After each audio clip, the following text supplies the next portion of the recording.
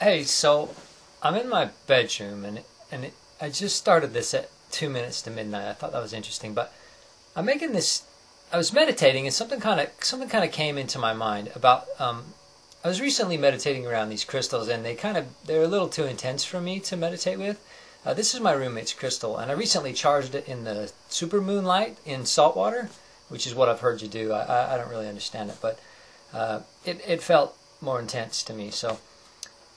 Now I've heard that crystals form upon these energies, and this is kind of what came into my mind here, is that this crystal is formed. The crystalline structure builds itself upon these energies that supposedly corkscrew or wind up.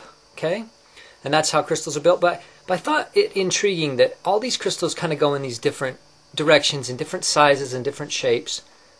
Which I would think would correspond with the intensity of the energy field.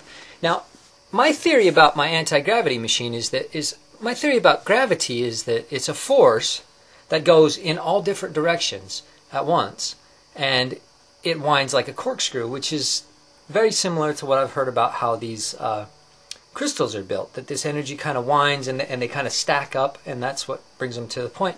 But I thought about it when you take a spring and you turn it as it winds, it looks like the spring is climbing downwards. Okay, so if you turn it so it's winding upwards, it looks like the energy is winding downwards. And I thought, wouldn't that be something if the gravity wave is winding upward in a corkscrew motion? Any matter that it went through, it would push down.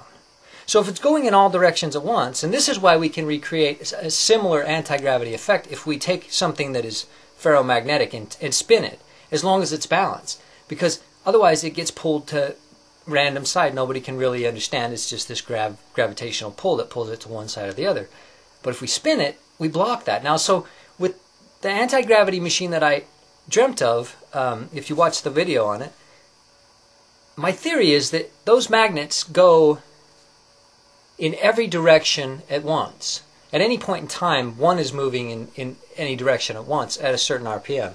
Now, I've been talking with a lot of engineers here that have CNCs that are interested in building a better prototype, one that may actually work. But I thought that was a cool theory, is that if gravity is moving in that corkscrew direction, as it goes through matter, as it winds through matter, it would actually be pulling all matter down. So if we could block it in all these different directions, and the problem is that we can block gravity in one direction with a magnet that has a force in one direction, and we can defeat the gravitational pull. It's kind of a weaker force. We know that, but the problem is that anything that's not ferromagnetic, for instance, this bottle or a sock or this thing, is that it's receiving a gravitational pull from all these different directions at once. So unless we can spin something and keep it ferromagnetic, we can't actually levitate it. But I thought that was interesting. So that's just a little bit of theory or thoughts behind that gravity machine. So I hope that's inspiring to somebody. And as you can see, I'm going to show off my Powerpuff necklace. That's a dumpster find. That makes me ultra badass.